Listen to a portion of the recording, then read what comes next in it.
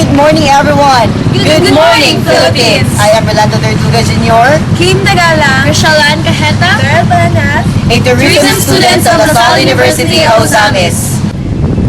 Our mission for today is to visit one of the best attractions here in Ozamis City, and that is the Kuta Fort. Apart from that, we are going to share as well more information about the historical background of the place. And with that, we are going to stroll around and look for tourists as our respondents for this mission. So guys, what are you waiting for? Let's go!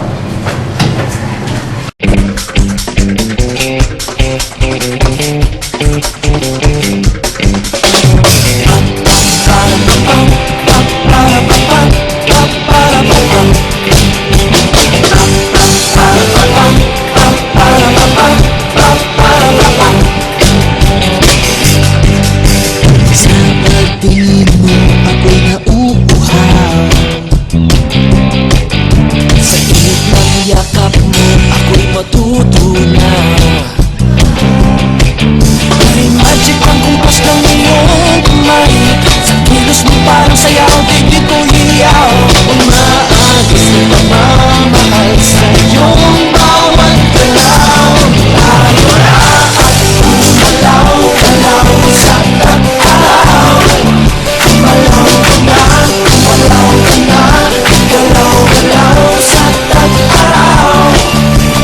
Let us spread our love every day and everywhere. Ito po yung loob ng Arsenal Fort.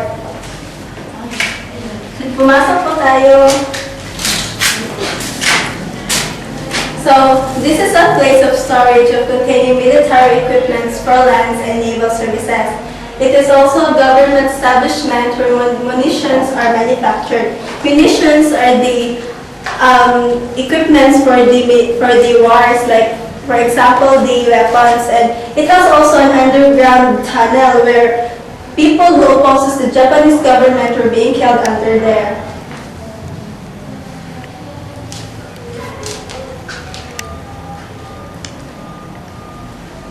So punta po muna tayo sa ibang bahagi po ng Kuta Fort.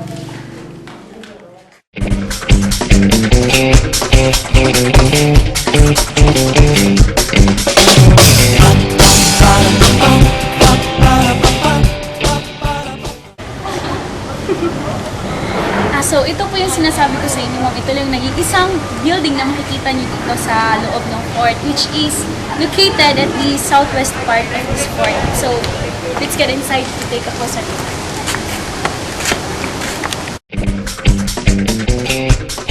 So ito po isa sa mga antiques na tinatago dito sa loob ng museo. Ayon po sa sinabi ng tagabantay dito, ito po ay isang divider na ginawa ng mga banta. Dito naman tayo sa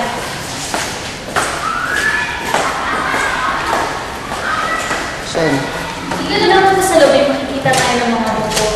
Ayon po sa sinabi ng tagabantay dito, ang mga buto na ito ay nakuha nung nagbubukay ang mga gumagawa ng building na ito. So, ito po.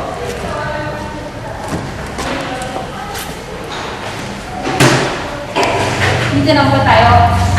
Ito po pala, isa sa mga antique na tinatago pa rin sa loob ng museum ito. Matagal na po ito. Upuan na ginawa pa noon pa. So, ayun lang po. Sana po malitutunan kayo sa mga sinabi ko at sa mga ipinakita ko sa inyo. At sana po, maaari nyo rin i-share sa mga kasama niyo. Malitutunan po kayo.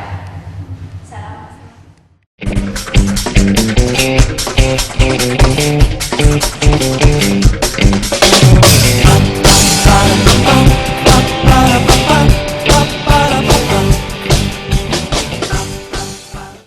As I was saying earlier po, ito po ang kabuuan ng Kuta Shrine.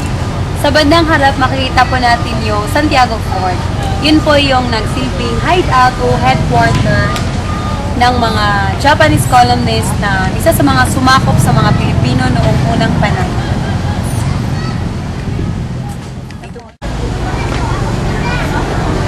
So, andito po tayo ngayon sa Kuta Chapel, kung saan makikita po natin sa baba ang imahe ng Virgen Maria.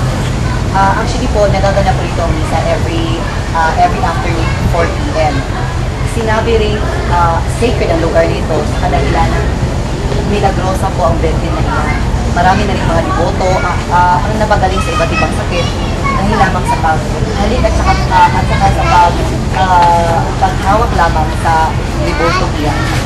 So, that would be all. And I hope po you learn a lot and thank you very much. So, good day. Thank you po.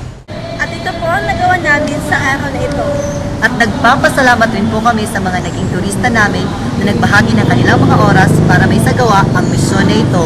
At dahil dyan, hindi namin makakalimutan ang araw na ito na puno ng aral at kasiyahan. I hope you guys learned a lot for today. Once again, I am Rolando Tortuga Jr. I'm Beryl A. Palanas. Kim Dagala, And in behalf of Graciela Ann Cajeta, thank you very much everyone. Thank you. Yes, goodbye. Mwah. Yay. bye! At ito po ang nagawa namin sa araw na ito. At nagpapasalamat rin po kami sa mga naging turista namin para may sagawa ang misyon na ito. Strong at ang tuloy! Sorry, At ito po ang nagawa namin sa araw na ito. At nagpapasalamat rin po kami sa mga naging turista namin na nagbahagi ng kanilang oras para may sagawa ang misyon na ito. At dahil dyan, hindi namin makakalimutan ang araw na ito na puno ng aral at kasiyahan. Once again po, ako po si Rolando Tortuga Jr. Beryl Kim- Palanas.